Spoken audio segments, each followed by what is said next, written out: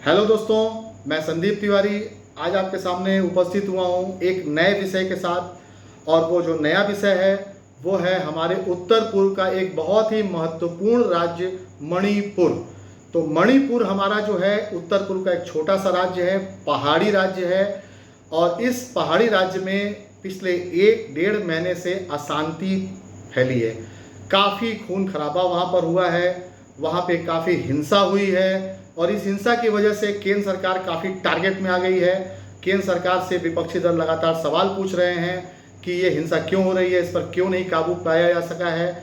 तो सबसे पहले हम जानने की कोशिश करते हैं कि ये मणिपुर की जो हिंसा है इसके पीछे की जो मुख्य वजह है वो क्या है। उस वजह को जानने के पहले सबसे पहले हमें जानना जरूरी है कि जो मणिपुर राज्य है वो क्या है। मणिपुर राज्य का भारत के इतिहास में या भारत की भौगोलिक स्थिति या राजनीतिक स्थिति या डेमोग्राफिक जो यहाँ का स्ट्रक्चर है, रिलीजियस स्ट्रक्चर कहें या उसको कास्टिज्म कहें, उसके परिप्रेक्ष्य में क्या योगदान है या क्या उसका रोल है।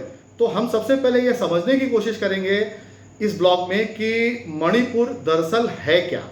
तो हम सबसे पहले आपको ये बताना चाहते हैं कि मणिपुर राज्य एक पहाड़ी राज्य है और मणिपुर में जो 90% जो भूभाग है, जो एरिया है वो पहाड़ है, पर्वत है। और 10% जो वहाँ का हिस्सा है वो मैदानी है। तो इस पूरे जो भौगोलिक स्थिति मणिपुर की है, इसको आप अगर आदिकाल से देखें तो मणिपुर कभी कान्हा का एक कृष्ण भगवान का, कृष्ण जी का, हमारे जो आराध्य हैं कृष्ण भगवान, प्रभु श्री कृष्ण, उनका एक वहाँ पे उनकी छाया थी। उनके इतिहास से वो जमीन का एक टुकड़ा जुड़ा हुआ है, एक महाभारती काल से वो जुड़ा हुआ है। और आप आज से 100-150 साल पहले की अगर इतिहास को गौर करें तो मणिपुर राज्य एक लगभग वहाँ पे कृष्ण भक्तों की भरमार थी। वहाँ पे काफ़ी कृष्ण भक्त थे और काफ़ी हिंदू जो धर्मावलंबी हैं, वहाँ पे जो फॉलोअर्स हैं वो वहाँ पे काफ़ी मात्रा में थे। आज भी वहाँ पे कहते हैं कि काफ़ी मंदिर वहाँ पर कृष्ण मंदिर हैं। आज की जो स्थिति है वो थोड़ी सी बदली हुई है। जब हम बात करते हैं 2023 की तो स्थिति बदली हुई है। बदली हुई कैसी है उसको मैं आपको एक छोटे से बहुत आसान शब्दों में समझाने की कोशिश करता हूँ। पूरे मणिपुर में कुल मिलाकर 3 तरह के समुदाय रहते हैं। पहला मैती, दूसरा कुकी और तीसरा नागा। ये सिर्फ 3 जनजाति या 3 समुदाय आप कह लीजिए, ये 3 समुदाय का वहाँ पर वर्चस्व है। पहला मैती, दूसरा कुकी और तीसरा नागा। अब आते हैं पहले मैती समुदाय पे। मैती समुदाय कौन है? मैती समुदाय में 85 से 90% जो लोग हैं, जो मैती समुदाय है वहाँ का, जो उसमें 85 से 90% जो उसके लोग हैं, समुदाय के लोग, वो बहुसंख्यक हिंदू जनसंख्या है, उनकी हिंदू पॉपुलेशन है, माने हिंदू फॉलोअर्स हैं। उसमें 15% जो बाकी मैती समुदाय के लोग हैं उनमें कुछ लोगों का धर्मांतरण करके कुछ ईसाई बन गए, कुछ मुस्लिम बन गए। तो जो 15% जो लोग हैं वो इस तरह के लोग हैं जो कि कभी मुस्लिम बन गए या फिर वो ईसाई बन गए। तो मैती समुदाय का मैंने आपको बताया कि उसमें 85% लगभग समुदाय के लोग हिंदू हैं, 15% में मुस्लिम और ईसाई के लोग हैं जिनको धर्मांतरण करके पिछले 70-100 साल में, जैसे भी आप कहें, जो भी परिप्रेक्ष्य हो, मैं उस विषय में नहीं जाना चाहता, पर एक कम्युनिटी है। अब आते हैं मैती समुदाय जो कि रहता कहाँ है। तो जो मैंने पहले आपको बताया कि जो मणिपुर है, मणिपुर राज्य में 90% पहाड़ है, 10% मैदानी है। तो मैती जो समुदाय है वो 10% जो मैदानी इलाका है उनमें रहता है। तो ये बात क्लियर हो गई आपको। मैती समुदाय 10% जो मैदानी इलाका है उसमें रहता है, 90% पहाड़ी इलाकों में नहीं रहता है, वो सिर्फ मैदानी इलाकों में रहता है। बहुसंख्यक आबादी होने के बावजूद वो लोग 10% मैदानी इलाका में रहते हैं। अब आते हैं दूसरे समुदाय पर जिसका नाम है कुकी। ये कुकी पूरे मणिपुर की जो पॉपुलेशन है उसके 14% है। पूरे मणिपुर की जो आबादी है उस पूरी आबादी के 14% है। और मैती पूरे मणिपुर की जो कुल आबादी है उसके 56% है। यहाँ तक क्लियर हो गया आपको? पूरे मणिपुर की जो आबादी है उसमें मैती समुदाय 56% है पॉपुलेशन में, और कुकी समुदाय 14% है। अब ये जो कुकी समुदाय है ये ज़्यादातर, या यूँ कह लीजिए संपूर्ण, पहाड़ों में रहता है। पहाड़ों में इनकी ज़िंदगी बसर है, इनके परिवार वहीं रहते हैं और ये वहीं के बाशिंदा हैं। ये अनुसूचित जनजाति और ट्राइब्स जो होते हैं वो समुदाय से ही आते हैं। दूसरी चीज़, जो कुकीज़ हैं उनमें मैक्सिमम, या यह कह लीजिए कि संपूर्ण ईसाई हैं। पूरे कुकीज़ समुदाय का जो मैक्सिमम हिस्सा है, मैक्सिमम जो पॉपुलेशन है और फॉलोअर्स हैं, वो ज़्यादातर ईसाई हैं। तो आप यहाँ से क्लियर हो गया कि जो कुकी समुदाय है वो ज़्यादातर ईसाई हैं, ईसाई धर्म को मानने वाले लोग हैं। अब आते हैं तीसरे पे। तीसरा है नागा। जो नागा लोग हैं वो समुदाय में ज़्यादातर वो भी आपके ईसाई मत से मानने वाले हैं, और वो पूरे मणिपुर के टोटल पॉपुलेशन के 24 से 25% हैं वो।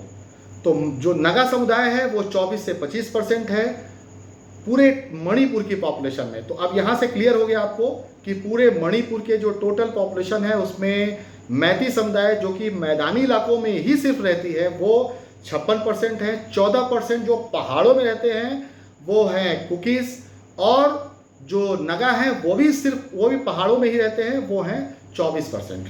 तो बाकी मुस्लिम, अब इसमें मैती में मैंने आपको पहले बताया कि जो मैती में 56% की मैंने टोटल में पॉपुलेशन बताई, उसमें से कुछ लोग ईसाई भी हैं, कुछ लोग मुस्लिम भी हैं। और मुस्लिम की बात करें तो पूरे मणिपुर की जनसंख्या में मुस्लिम की आबादी 7% है, 6 to 7% होगी।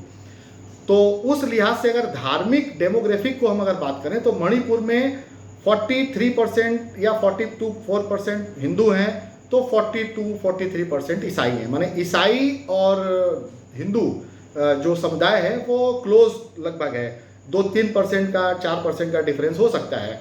तो बहुमत में यही दो हैं। उसके बाद 6-7% मैंने आपको बताया कि ईसाई हैं, उसके बाद कुछ और भी अनुसूचित जनजातियाँ हैं। तो ये वहाँ का डेमोग्राफिक स्ट्रक्चर है, रिलीजियस कहे कास्टिजस है। अब आते हैं कि भौगोलिक परिस्थिति तो मैंने आपको बता दिया, अब आर्थिक परिस्थिति को समझने की कोशिश करते हैं। यहाँ जो पहाड़ों में लोग रखते हैं वहाँ पे पहले कालांतर में, पूर्व में काफ़ी गरीबी थी, काफ़ी गरीबी इन सेंस कि वहाँ पे कोई रोजगार का साधन नहीं था, और इस वजह से वहाँ पर काफ़ी रोजगार की कमी होने की वजह से लोगों ने धर्म पलायन किया, वो कई ईसाई बन गए। और वहाँ पे अफीम की खेती काफ़ी होती है, चूँकि वो हिस्सा है म्यांमार, जो बर्मा है, म्यांमार देश से जुड़ा हुआ बॉर्डर है। तो उस बॉर्डर से जुड़े होने की वजह से, चूँकि उस साइड में भी जो सीमा के उस पार जो दूसरा देश म्यांमार है, वहाँ भी अफीम की खेती काफ़ी होती थी, और अफीम की खेती इस तरफ भी होने लगी पहाड़ों में। और अफीम में काफ़ी पैसा था, अफीम में मुनाफा था, और अफीम में तस्करी भी काफ़ी होती थी। तो म्यांमार के लोकल जो वाशिंदे थे, वहाँ के नागरिक थे, वो चोरी छुपे पहाड़ों से बड़ी आसानी से वो पहाड़ पार करके, सीमा पार करके, छुपने का रास्ता चूड़ी मणिपुर में था, तो वो इन्फिल्ट्रेशन करके वो बॉर्डर पार करके मणिपुर में आते थे, और कुछ लोग बस भी गए, और वहाँ से सब चेंजेस चालू हुए। अब इसके बाद अफीम की खेती वहाँ जोर शोर पे पहाड़ों पे होने लगी, और अफीम पहाड़ों पे कमाई का एक बहुत बड़ा जरिया सालों साल बना रहा, सालों साल। और एक कुकी और नागा के जो ज़्यादातर समुदाय के लोग हैं, ये इनका रोजगार और इनके जो जीवन यापन का एक मुख्य साधन बन गया अफीम की खेती।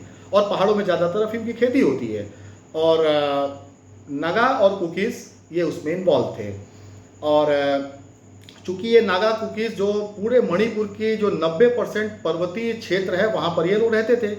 अब आते हैं आज के विषय पर। 2017 में भाजपा की सरकार वहाँ पर आई मणिपुर में।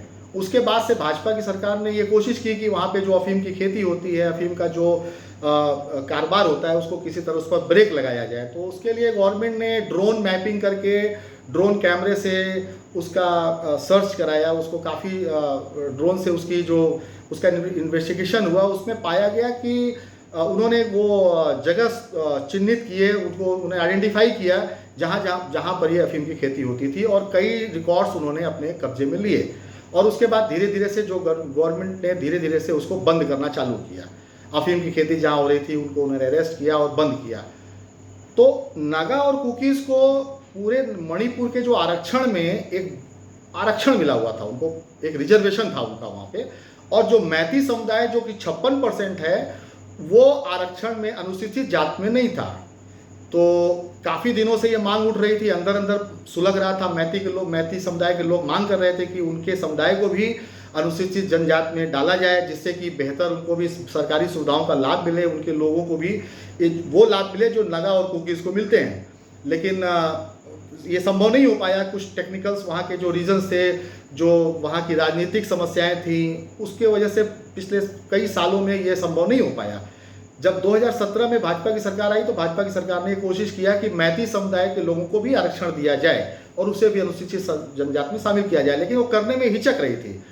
लेकिन इधर जो भाजपा की सरकार ने, जो वहाँ पर राज्य सरकार ने जो वहाँ पर अफीम की खेती पर अंकुश लगाने के लिए जो भी कदम उठाए, उसका परिणाम ये निकला कि कुकीज़ समुदाय काफ़ी गवर्नमेंट से नाराज़ हो गया, क्योंकि उन्हें लगा कि उनके रोजी रोटी छिन रही है, कारोबार छिन रहा है। अब वो कमाने के लिए कहाँ जाएंगे, और इतना मोटा जो उनका एक दायरा था पैसे का कि जिससे वो ये कारोबार कर रहे थे, वो सारे धीरे धीरे रुक रहा था। तो कुकी समुदाय काफ़ी आक्रोश में था। इसी आक्रोश के बीच में पिछले दिनों एक घटनाक्रम और घटती है, जिसमें कि एक पेटिशन एक किसी मैती समुदाय से ऑर्गेनाइजेशन से आई हाईकोर्ट में, मणिपुर हाईकोर्ट में, कि मैती समुदाय को भी जो कि जिसमें 85% लगभग हिंदू थे, उस समुदाय के लोग ज़्यादातर हिंदू थे, वो चाहते थे कि उनको भी अनुसूचित जनजात में शामिल किया जाए, उनको भी वही लाभ मिले जो कि कुकी और नगा, जो कि ईसाई बहुमत के लोग थे, वैसा लाभ मैती समुदाय को मिले। लेकिन कई दिनों से हुआ नहीं। तो हाई कोर्ट में जो ये पिटीशन आया, तो हाई कोर्ट मणिपुर ने एक ऐतिहासिक फैसला सुनाया। राज्य सरकार को उन्होंने निर्देशित किया कि आप इस बिल को पास करके अनुमोदन के लिए रिकमेंडेशन करिए, इसको तुरंत सेंट्रल गवर्नमेंट के पास भेजिए और ये लागू करिए। मैंने मैती समुदाय को आरक्षण तुरंत दीजिए, तुरंत, और आदेश पारित किया। बस जिस दिन ये आदेश आया उसके बाद से ये हिंसा शुरू हो गई। चूंकि पहले से कुछ सुलग भी रहा था, फिर इसके बाद कुकीज़ समुदाय सड़कों पर उतर आए। वो पहाड़ों में, जंगलों में जहाँ वो थे वहाँ पे उन्होंने ये, क्योंकि वो मैती समुदाय को आरक्षण देने के खिलाफ थे। वो चाहते थे कि ये पूरा जो आरक्षण है इसका लाभ सिर्फ और सिर्फ उनको मिले, माने कुकी और नगा को मिले, जो कि ईसाई बहुमत के समुदाय थे। तो हाई कोर्ट के फैसले के बाद राज्य सरकार ने इसको एक्शन लिया। बस उसके बाद से हिंसा शुरू हो गई, और हिंसा में कुकीज़ समुदाय के कई लोगों ने जंगलों में जो ऑफिस थी उनमें आग लगाया। तो जो रिकॉर्ड्स थे, जो अफीम की खेती के लिए जो रिकॉर्ड्स उस समय सरकार ने एकत्र किए थे, सारे रिकॉर्ड्स वो जल गए और उसमें रिकॉर्ड बचा नहीं। तो इसके पीछे ये भी वजह हो सकती है कि सारे रिकॉर्ड्स जला दिए जाएं, और फिर हिंसा तब बदसूर जारी है। अब ऐसे में आप ये अंदाज़ा लगाइए कि समस्या कहाँ पर है, समस्या कहाँ पर है और समस्या का जन्मदाता कौन है। अब इसका फैसला तो आप करिए कि इसका जन्मदाता कौन है और ये कहाँ से उत्पन्न हुई, अब इसका अंत कहाँ पर है। फिलहाल जो आज की स्थिति है, केंद्र सरकार और हमारे जो सशस्त्र बल हैं उन्होंने बड़ी बहादुरी के साथ और बहुत ही साहस पराक्रम के साथ ऐसे हिंसा पर काबू पाया है। और अब वहाँ पर जो खबरें छन कर आ रही हैं कि सारी लगभग मोटे तौर पे कह सकते हैं कि शांति है, और हिंसा पर और जो ऐसे लोग जो इन्वॉल्व थे उन पर काफ़ी कड़ा एक्शन लिया गया है। और इस सारे घटनाक्रम से हमें या हमारे देश में लोगों को सबक सीखना चाहिए, और जो इसमें राजनीति करते हैं उसको राजनीति से जरा सा ऊपर आकर असली स्थिति की जानकारी उनको लोगों को देनी चाहिए कि समस्या कहाँ पर है, समस्या किसने पैदा की। हम समस्या नहीं, समस्या की जड़ पर जाकर सोचें तो इसका समाधान जरूर हो जाएगा। और जैसा कि हमारे उत्तर पूर्व के कई राज्य हैं जो कि कभी हिंदू बहुल थे, आज उनकी डेमोग्राफी बिगड़ गई है, जिसकी वजह से सारी समस्याएं खड़ी हुई हैं। तो एक ये परिस्थिति बनी है।